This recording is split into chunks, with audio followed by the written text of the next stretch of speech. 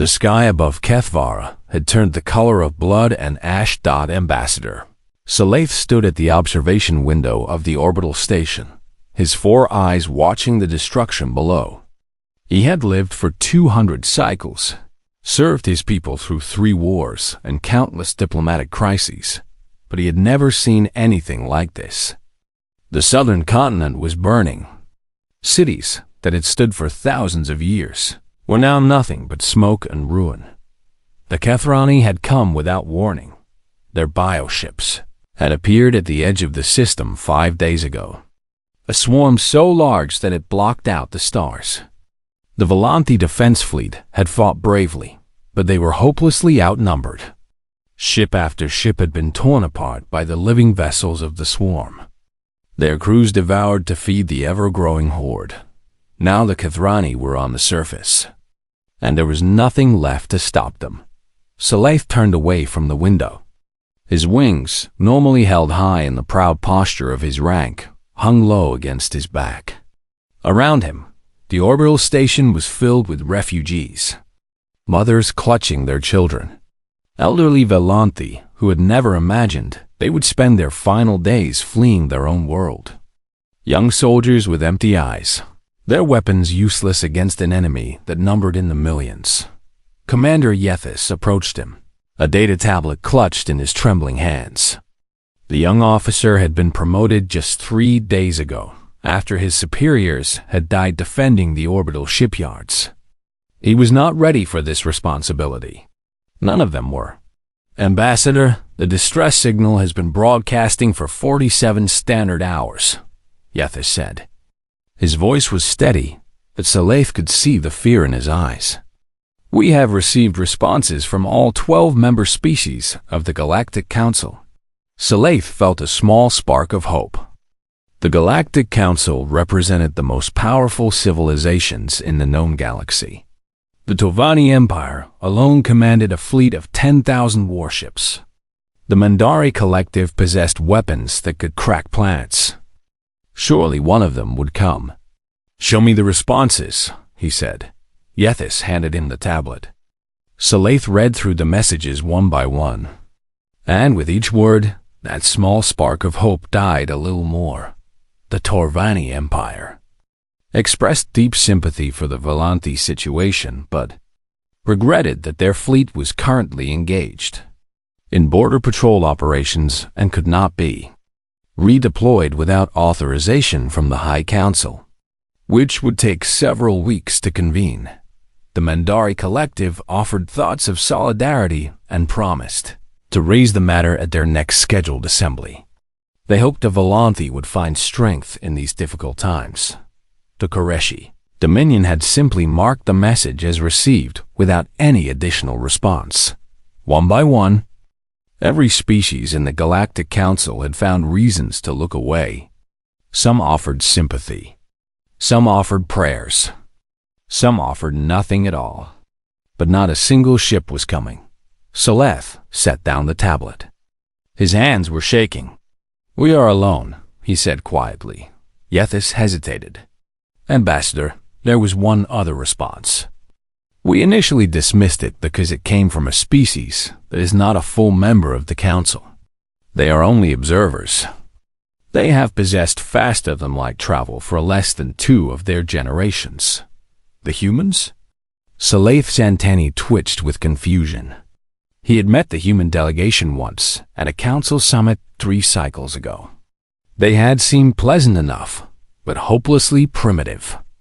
Their fleet consisted of a handful of small vessels.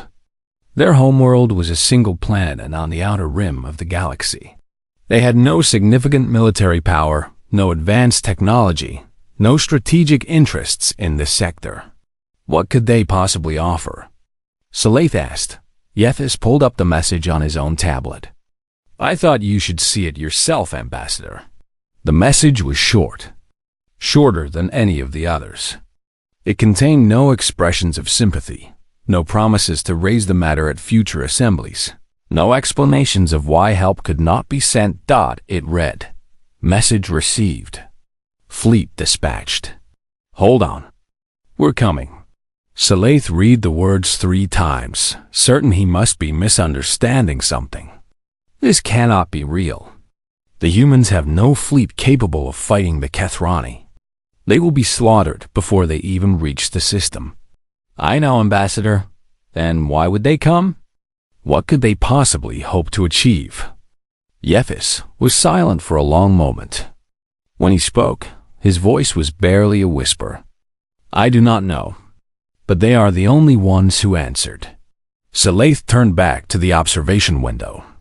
Below, another city was falling. He could see the Kethrani swarm spreading across the landscape like a dark tide, consuming everything in its path. The screams of his people rose up from the surface, a sound that would haunt his dreams for whatever remained of his life. He thought about the human message. It was foolish. It was pointless. It was quite possibly the most irrational decision any species had ever made. And yet, for reasons he could not explain, it moved him. In all his years of diplomacy, Salaith had learned one fundamental truth about the galaxy. Every species, no matter how noble their stated ideals, ultimately acted in their own self-interest. Treaties were signed when they benefited both parties. Wars were fought when resources were at stake. Alliances were formed and broken, based on calculations of power and advantage. The humans had nothing to gain from coming to Kethvara. They were not allies of the Volanthi. They had no trade agreements, no mutual defense pacts, no shared history. By any rational calculation, they should have done exactly what every other species had done.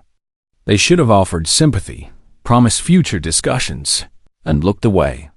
But they had not looked away. They were coming. Salaith did not know if it would matter. The human fleet was tiny, primitive, hopelessly outmatched. The Kethrani had consumed worlds far more advanced than Earth. By the time the humans arrived, there might be nothing left to save. But as he watched his world burn, Ambassador Salaith found himself clinging to those 5 simple words with a desperation he had not felt since he was a child. Hold on. We're coming. Somewhere in the vast darkness between stars, a small fleet of human vessels was burning toward Kethvara at maximum speed. They were not the largest fleet. They were not the most powerful. They had no reasonable chance of success, but they were coming. And in that moment, that meant everything. Captain Daniel Vasquez had not slept in 36 hours. He stood on the bridge of the carrier Independence, watching the stars streak past on the main view screen. The ship was running at maximum speed, pushing the engines harder than they had ever been pushed before. In the engine room, his crew was working around the clock to keep everything from falling apart. Around him, the bridge officers moved with quiet focus. They checked weapon systems, ran diagnostic scans, and prepared battle plans. No one spoke unless they had to. The weight of what they were flying toward hung over all of them like a storm cloud. The fleet was not impressive by galactic standards. 8 vessels in total. The carrier Independence was the largest, carrying 40 fighter craft and a crew of 600. Behind her came 3 destroyers, 2 frigates, and 2 support ships. It was everything humanity could spare on short notice, against the Kethrani swarm, which numbered in the thousands of bioships. It was almost nothing. Commander Gary Hughes, the ship's executive officer, stepped up beside Vasquez. He was a tall man with gray hair and worried eyes. He and Vasquez had served together for 15 years, through training exercises and border patrols and the one brief skirmish with pirates near the outer colonies. Nothing in their experience had prepared them for this. "Daniel, can we talk privately?" Hughes asked. Vasquez nodded and led him to the small ready room behind the bridge.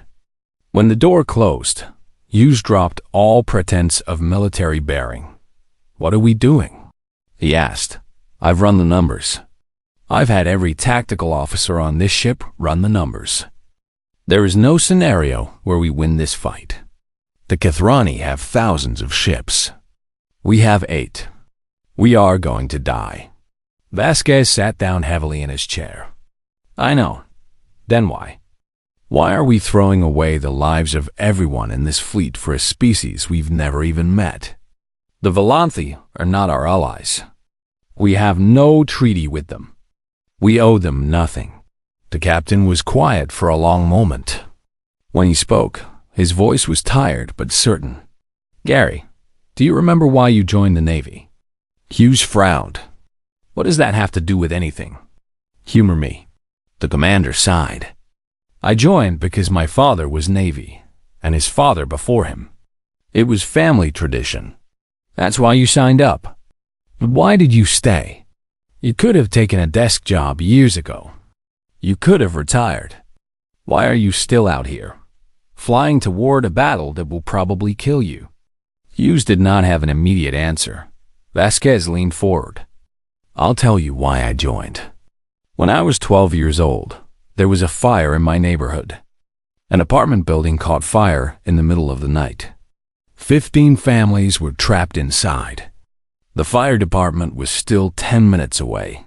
He paused, remembering. There was a man who lived down the street. An ordinary man. A bus driver, I think. He didn't know anyone in that building. He had no reason to risk his life. But he ran inside anyway. He went up those burning stairs again and again, carrying out children and elderly people who couldn't walk on their own. He saved 11 people before the floor collapsed under him. What happened to him? He died. The building came down on top of him. Vasquez's voice was steady.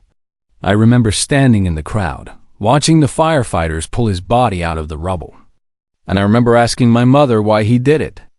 Why would someone die for strangers? Hughes waited. She told me something I've never forgotten. She said, because some people can't walk away from someone who needs help. It's not about calculations or odds. It's about who you are. That bus driver knew he might die. He went in anyway. Because that's who he was. Vasquez stood and walked to the small window that looked out at the stars. The Volanthi sent out a distress call. They begged for help. Every other species in the galaxy found a reason to say no. The Tovani have a fleet 10 times the size of ours. The Mendari have weapons that could end this war in hours. They all refused. If we refuse too, what does that make us? Alive, Hughes said quietly. Maybe, but not human. Not in the way that matters. Vasquez turned back to face his friend. I'm not ordering anyone to die for strangers. Any crew member who wants to transfer to the support ships and wait at a safe distance has my permission to do so. I won't think less of them. No one will transfer. You know that? I know. And that's exactly my point. We're not doing this because we think we'll win. We're doing this because we can't be the kind of people who look away when innocents are suffering. The door opened and Lieutenant Maria Santos appeared. She was young, barely 25, with dark hair pulled back in a tight braid. She had been the communications officer for only 6 months, but she had already proven herself under pressure. Captain, we're 30 minutes from the HFY system. We're receiving updated intelligence from the Volanthi orbital station. Vasquez nodded. What's the situation? The swarm has grown. Over 4,000 bioships confirmed. The Volanthi surface forces have been completely overrun. They estimate 60% of the civilian population has already been lost. The numbers hit like a punch to the stomach. 60%. Millions of lives gone. How many refugees have made it to the orbital stations? Hughes asked. Approximately 2 million. But the stations won't hold much longer. The swarm is beginning to target them.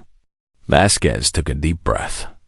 2 million people, waiting to die, hoping someone would save them. He thought about the man who ran into that burning building when he was 12 years old. He thought about his mother's words. Some people can't walk away from someone who needs help. Sound general quarters, he said. All hands to battle stations. I want every fighter prepped and every weapon loaded. Santos hesitated. Sir, should I inform the crew of the updated numbers?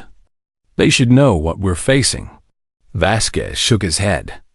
They already know. They knew before we left Earth. Tell them something else instead. What, sir? Tell them that 2 million people are counting on us. Tell them that we're the only hope those people have. And tell them that today, we're going to show the galaxy what it means to be human. Santos saluted and hurried back to the bridge. Hughes lingered for a moment. Daniel, for what it's worth, I'm glad I'm here. I wouldn't want to be anywhere else. Vasquez clasped his friend's shoulder.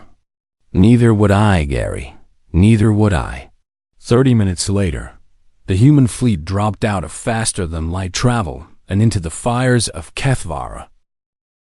Ambassador Salaith had never been on a human ship before. The corridors of the Independence were narrow and strange to his senses. The walls were made of cold metal instead of the living organic materials the Volanti ships used. The lighting was harsh and artificial. The air smelled of recycled oxygen and machine oil and something else. Something that Salaith would later learn was called coffee, but none of that mattered. What mattered was what he saw as he walked through those corridors. Guided by a young human officer whose name was Santos in the medical bay, human doctors were treating wounded Volanti refugees. They worked with gentle hands, speaking softly, even though the patients could not understand their words. One doctor, a woman with tired eyes and blood on her uniform, was sitting beside a Volanti child who had lost her entire family. She was holding the child's hand, simply being there, asking for nothing in return. In the engineering section, human technicians were helping Volanti engineers repair the damaged systems of the orbital station. They shared tools and exchanged technical knowledge through a translator device that mangled half their words. But they were laughing. Despite everything that had happened, they were laughing together. In the mess hall, humans and Volanti sat side by side, sharing food and attempting to communicate through gestures and crude drawings. A human pilot was showing a Volanti elder how to play a card game. The old Volanti was losing badly, but he seemed delighted by the whole experience. Salaith felt something stirring in his chest. It was an emotion he had not experienced in a very long time. He did not even have a name for it at first. Then he realized what it was. Hope. Ludford Senate Santos led him to the bridge, where Captain Vasquez was waiting. The human captain looked exhausted. His uniform was stained with smoke and oil. His eyes were red from lack of sleep. But he stood straight when Salaith entered and extended his hand in the human gesture of greeting.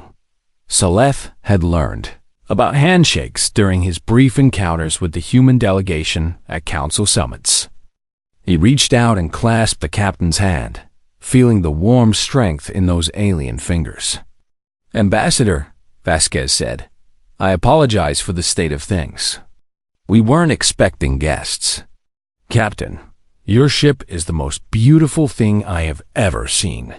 Salaith's voice was thick with emotion.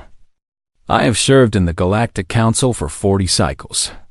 I have visited the crystal palaces of the Turvani and the floating gardens of the Mindari. None of them compare to what I have witnessed on this vessel today. Vasquez looked confused. Ambassador, with respect, the Independence is a warship. There's nothing beautiful about her.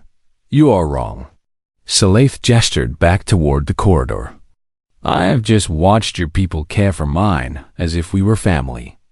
I have seen your doctors heal our wounded, your engineers repair our stations, your crew share their food with strangers. You have given everything you have, and you ask nothing in return. He paused, struggling to find the right words. Captain, I must ask you something. I have spent my entire life in diplomacy. I understand trade agreements and military alliances and the calculations of power. But I do not understand this. Why did you come? Vasquez considered the question. He walked to the observation window and looked out at the stars. At the slowly clearing debris field where the swarm had been. At the glowing curve of HFY below. Ambassador, humans have a complicated history. We've done terrible things to each other. Wars, cruelty, oppression. We're not innocent of any of it. He turned back to face Scythe. But somewhere along the way, we also developed this idea that suffering matters. That when someone is in pain, you don't walk away just because helping them is hard. We call it compassion. It's not logical. It doesn't make strategic sense. Most of the time, it gets people killed. Vasquez smiled sadly. But it's the reason we crawled out of our caves. It's the reason we learned to work together instead of fighting each other. It's the reason we made it to the stars at all. You came because you felt sorry for us? No. We came because you needed help, and we could help. It's that simple. You sent out a call into the darkness, hoping someone would answer. We couldn't be the kind of people who heard that call and looked away. Scythe was quiet for a long moment. In all his years of diplomacy, he had learned one fundamental truth. Every species ultimately acted in their own self-interest. Treaties were signed when they benefited both parties. Alliances were formed based on calculations of power and advantage. The humans defied that truth. They had come to HFY knowing they would probably die, knowing they had nothing to gain, knowing the rest of the galaxy would call them fools, and they had won. Captain, I must return to the Galactic Council, Scythe said finally. When I report what has happened here, there will be consequences. The other species will be embarrassed by their failure to act. Some of them will try to diminish what you have done. They will say the situation was exaggerated. They will claim the HFY were already weakened before you arrived. Vasquez shrugged. Let them. We didn't come here for recognition. I know. That is precisely why I will make certain you receive it. Scythe stepped closer to the human captain. What you have done today will not be forgotten. The Volanthi will remember. My children will remember. My children's children will tell stories about the humans who came when no one else would. Ambassador, we just did what anyone should have done. No, Captain. You did what only humans would do. Scythe's 4 eyes glistened with unshed tears. And that is why I will spend the rest of my life making sure the galaxy knows it. Before he left the ship, Scythe walked through the corridors one more time. He wanted to remember everything. The harsh lighting, the cold metal walls, the strange smell of coffee and machine oil and the humans. He watched a young pilot, barely old enough to fly, giving his ration bar to a Volanthi child who was still crying for her lost mother. He watched an old engineer teaching a group of Volanthi technicians how to repair a power coupling, his patience endless despite the language barrier. He watched Captain Vasquez himself carrying supplies to the refugee quarters, working alongside his crew as if he were no different from any of them. These were the people who had crossed the galaxy to fight an impossible battle for strangers they had never met. These were the people who had lost friends and ships and asked for nothing in return. These were the people who had heard a cry for help and answered as he boarded the shuttle that would take him back to the orbital station. Scythe made himself a promise. The galaxy would know what happened here. The Galactic Council would know. Every species that had turned away, that had offered empty sympathy and hollow prayers, would be forced to face what their cowardice had almost cost, and humanity would receive the recognition they deserved. Whether they wanted it or not, the humans had changed everything. They just didn't know it yet. The moment the human fleet arrived, every sensor on the Independence screamed warnings. The HFY swarm filled the space around HFY like a living nightmare. Thousands of bioships twisted and pulsed in the darkness, their organic hulls glowing with strange bioluminescent patterns. Each ship was a creature in its own right, grown from the consumed biomass of a dozen conquered worlds. They ranged in size from small fighters, no bigger than a shuttle, to massive hive carriers that dwarfed Independence herself. And at the center of it all, hanging like a bloated moon, was the Hive Mother. She was the brain of the swarm. Every bioship was connected to her through a psychic network that allowed them to move and fight as a single organism. Where other fleets needed commanders and communication systems, the Kethrani had only her will. Directing thousands of vessels with a thought, Captain Vasquez studied the tactical display, his face calm despite the chaos around him. Every officer on the bridge was staring at their screens, struggling to process what they were seeing. Some looked terrified. Others looked resigned. A few were praying quietly at their stations. "Captain," Lieutenant Santos said, her voice tight with fear, "the swarm is moving to intercept us. We have approximately 8 minutes before they're in weapons range." "Understood." Vasquez turned to his tactical officer, a young man named Kevin Park. "What's our best option?" Park swallowed hard. "Sir, honestly, there isn't one. Standard fleet tactics won't work against these numbers. We could form a defensive line and try to hold position, but we'd be overwhelmed in minutes. Then, we don't use standard tactics." Vasquez walked to the center of the bridge, his mind racing. He had spent the entire journey studying everything humanity knew about the Kethrani. It wasn't much.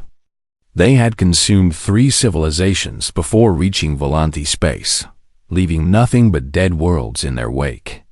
No one had ever found a way to stop them, but Vasquez had noticed something in the reports.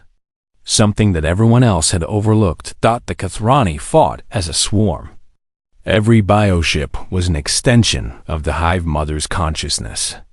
They moved in perfect coordination, reacting to threats as a single entity. It was their greatest strength, but it was also, potentially, their greatest weakness. "The swarm relies on the Hive Mother to coordinate their movements," Vasquez said aloud. "Every ship is receiving instructions from a central source. That means they're predictable. They can only react as fast as she can think." Commander Hughes frowned. "How does that help us?" "We're still outnumbered 1,000 to 1. It helps us because humans don't fight like a swarm." Vasquez pulled up a tactical overlay on the main screen. "We fight like individuals. Every pilot, every ship, every crew member makes their own decisions in the heat of battle. We're chaotic, unpredictable. The Hive Mother won't be able to process our movements because we won't be moving in any pattern she can anticipate." He turned to face his crew. "We're not going to form a line. We're not going to hold position. We're going to scatter. Every ship operates independently. Every pilot flies their own path. We hit them from every direction at once, and we never stop moving." Santos looked uncertain. "Sir, if we break formation, we lose the ability to support each other." "I know. But if we stay in formation, we lose everything. This is our only chance." Vasquez opened a channel to the entire fleet. "All ships, this is Independence. Execute scatter pattern on my mark. Fighter squadrons, launch immediately and engage at will. Target the junction nodes between swarm clusters. Hit them hard and keep moving. Whatever happens, don't stop moving." The responses came back one by one. Every captain, every pilot, every crew member acknowledged the order. There was no hesitation, no argument. They all knew the odds. They had accepted them the moment they left Earth. "All ships," Vasquez said. "Mark." The human fleet exploded into motion. The destroyers broke away in 3 different directions, their engines burning hot as they dove into the gaps between swarm clusters. The frigates scattered like leaves in a wind, each one picking its own targets. Fighter squadrons poured out of the Independence's hangars, 40 pilots racing toward an enemy that outnumbered them beyond counting. The Kethrani swarm reacted exactly as Vasquez had predicted. The Hive Mother tried to redirect her forces to meet the scattered threats, but the humans were moving too fast, too randomly. Clusters of bioships that had been perfectly coordinated suddenly found themselves responding to different targets, their movements becoming confused and contradictory. The battle became a storm of fire and fury. Human pilots flew their fighters into the heart of the swarm, guns blazing, missiles launching. They dodged between the organic hulls of the bioships, using the enemy's own mass as cover. Every kill was paid for with sweat and terror and the absolute refusal to give up. Lieutenant Kyle Morrison, leading a squadron of 12 fighters, found himself surrounded by at least 40 bioships. He should have died in seconds. Instead, he led his pilots on a weaving dance through the enemy formation, destroying 5 ships before breaking free. The destroyer Valiant took a direct hit from a Hive carrier's main weapon. Her hull was breached, her engines were failing, and half her crew was dead. But her captain, a woman named Lisa Crawford, refused to retreat. She aimed her dying ship at the Hive carrier and fired everything she had left. When the Valiant finally exploded, she took the Hive carrier with her. For 3 hours, the battle raged. Ships fell on both sides. The frigate Guardian was torn apart by a concentrated assault. The destroyer Resolve sacrificed herself to shield a transport full of Volanthi refugees. Pilots died in their cockpits, their final transmissions lost in the chaos of combat. But the humans kept fighting, and slowly, impossibly, the swarm began to falter. The Hive Mother, sensing her coordination breaking down, made the decision that would doom her. She moved closer to the battle, trying to reassert control over her fragmenting forces. Vasquez saw the opportunity immediately. "All ships, converge on these coordinates," he ordered. "Everything we have, right at the Hive Mother. This is our chance." The remaining human vessels turned as one. The Independence led the charge, her railguns and missile batteries firing in continuous volleys. The surviving destroyers flanked her, pouring fire into the Hive Mother's organic armor. Fighter squadrons made attack, runs against the sensory clusters that the creature used to maintain her psychic connection. The Hive Mother fought back. Her defenders swarmed around her, trying to protect their queen. Dozens of human pilots died in the final assault, but it was not enough. The killing blow came from Lieutenant Morrison, who had somehow survived the entire battle with only 2 fighters left in his squadron. He flew his damaged craft directly at the Hive Mother's central nerve cluster and launched his remaining missiles at point-blank range. The explosion tore through the creature's brain. When the Hive Mother died, her death scream rippled through the swarm like a psychic shockwave. Bioships that had been weapons of destruction suddenly became confused animals. Some turned on each other. Some fled into the void. Some simply stopped moving, their connection to the Hive mind severed forever. The Battle of HFY was over. On the bridge of the Independence, the crew stood in stunned silence. They had won. Against all odds, against all reason, they had won. Captain Vasquez looked at the casualty reports appearing on his screen. 4 ships lost. 217 crew members who would never go home. Good men and women who had given everything they had. But HFY was still standing. 2 million refugees were still alive. And somewhere, in the wreckage of the swarm, Lieutenant Morrison's voice crackled over the radio. "Independence, this is Morrison. I'm out of missiles, out of fuel, and my fighter is held together with nothing but stubbornness. But we did it, sir. We actually did it." Vasquez felt tears forming in his eyes. "You did good, Lieutenant. You all did good. Now let's go home." But as he gave the order to begin rescue operations, he knew that nothing would ever be the same. The humans had shown the galaxy something today. Something that the older, wiser, more powerful species had forgotten. Sometimes, showing up was everything. 3 months had passed since the Battle of HFY. The Great Council Chamber on the Tovani homeworld was the largest enclosed space in the known galaxy. Its ceiling rose so high that clouds sometimes formed inside on humid days. Its walls were lined with the banners of every species that had ever held a seat at the Galactic Council. And today, every seat in that massive chamber was filled. Ambassador Scyllaeth stood at the central podium, his wings spread in the formal posture of address. Above him, the representatives of 12 species waited in their elevated seats. The Tovani sat in their positions of honor, their scaled faces carefully neutral. The Mendari hummed with their characteristic harmonic communication. The Koreshi watched from the shadows, their expressions unreadable. And for the first time in history, a human delegation sat at the observers' gallery, waiting to learn their fate. Dr. Catherine Brooks led the human delegation. She was a small woman with gray hair and kind eyes, and she had been chosen specifically because she did not look threatening. The Galactic Council was nervous enough about humanity already. They did not need any additional reasons to be afraid. Scyllaeth cleared his throat and began to speak. Honored representatives, I stand before you to present a motion that has no precedent in the history of this body. The chamber fell silent. Even the Mendari stopped their harmonic humming. 3 months ago, the Volanthi people faced extinction.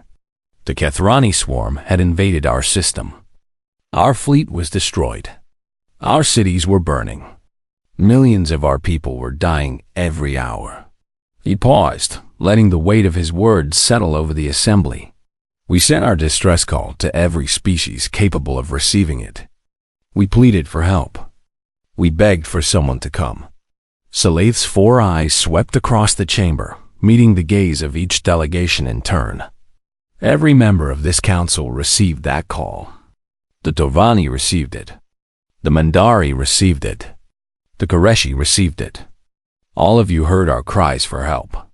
He let the silence stretch, and all of you found reasons to refuse. A ripple of discomfort passed through the chamber. Some representatives shifted in their seats. Others looked away. The Tovani cited resource allocation concerns. The Mendari promised to raise the matter at future assemblies. The Koreshi did not even bother to respond. Scyllaeth's voice hardened. Every species in this chamber had the power to save millions of lives. Every species chose to look away. The Tovani High Counselor rose to speak. Ambassador Scyllaeth, the circumstances were complicated. We could not simply deploy our fleet without proper authorization. There were procedures that had to be followed. Procedures, Scyllaeth repeated. Yes, procedures were very important while my people were being slaughtered. The chamber fell silent again. But that is not why I am here today, Scyllaeth continued. I am not here to condemn you. I am here to tell you about the species that did not look away. He gestured toward the human delegation in the observers' gallery. The humans received our distress call. They were not full members of this council. They had no treaty with us. They had no strategic interest in our survival. Their fleet was a fraction of the size of any other species represented here. They came anyway. Scyllaeth pulled up a holographic display showing the human fleet approaching HFY. 8 small ships against thousands of bioships. 8 vessels. That is what humanity sent.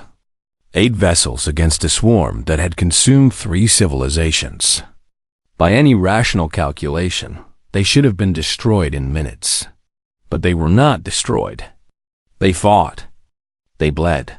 They died. And they won. The display changed to show the aftermath of the battle. The debris field where the swarm had been. The surviving human ships, battered but victorious. The grateful faces of Volanthi refugees. 217 humans gave their lives that day. 217 people who had no reason to die for strangers they had never met. They came because they heard a cry for help and could not bear to ignore it. Scyllaeth turned to face the human delegation directly. Today, I move that humanity be granted full membership in the Galactic Council, not because of their military might, not because of their technological advancement, but because they have demonstrated something that this body has forgotten." He paused, choosing his next words carefully. "They have shown us that civilization means nothing if it cannot summon the courage to protect those who cannot protect themselves. They have reminded us that our treaties and procedures and calculations of advantage are worthless if we lose the basic decency that makes life worth living." The chamber erupted into debate. Representatives shouted at each other across the vast space. The Tovani argued that humanity was too primitive, too unpredictable, too dangerous to be trusted with full membership. The Mendari worried about the precedent that would be set. The Koreshi said nothing at all. But when the vote was called, the result was clear. Humanity had one dot after the session ended. Dr. Brooks made her way to where Saleith stood. She moved with the careful grace of someone who understood the weight of the moment. "Ambassador, I don't know how to thank you. What you did in there, you didn't have to do that." Saleith's antennae dipped in the Volanti gesture of humility. "I did only what was just. You saved my people. The least I could do was speak the truth. Still, most people don't speak the truth when it's uncomfortable. For the people in power. Perhaps that is why the galaxy needed humans." Saleith looked out at the massive chamber, where representatives were still arguing and negotiating. "You have shown us something we had forgotten. Now the question is whether we will learn from it." Dr. Brooks followed his gaze. "Do you think they will?" "Some will. Some will not." Saleith turned back to her. "But that is no longer the point. Humanity has a seat at the table now. You will have a voice in how this galaxy is governed. What you do with that voice is up to you. That's a lot of responsibility." "Yes, but I've seen what humans can do when they feel responsible for others. I am not worried." They stood in silence for a moment, watching the chaos of galactic politics unfold around them. Then Dr. Brooks spoke again. "Ambassador, can I ask you something? After everything that happened, after watching your world burn and your people die, do you still have hope?"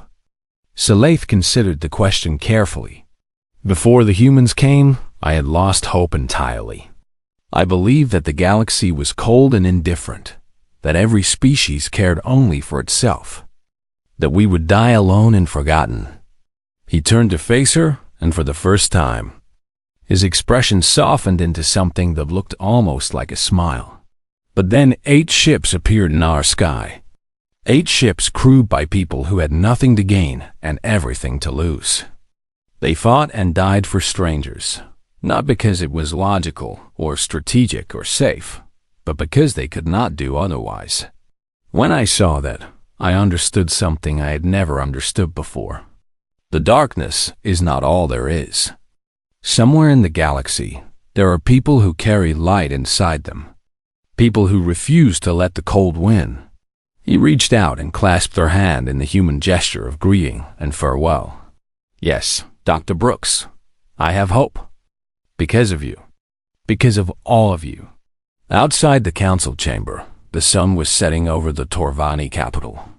Its light painted the sky in shades of gold and crimson, like the colors of a world being reborn. Ambassador Saleith watched the sunset and thought about the future. There would be challenges ahead. Old species who resented humanity's sudden rise. New threats that would test the galaxy's fragile peace. Conflicts and crises that no one could predict. But for the first time in a long time, Saleith was not afraid. Somewhere in the vastness of space, humanity was writing a new story. A story about a species that refused to accept that the universe had to be cruel. A story about people who looked into the darkness and chose to bring light. The Volanthi had sent out a plea for help, expecting nothing. And only humans came. It was, Saleith knew. Just the beginning. But what a beginning it was.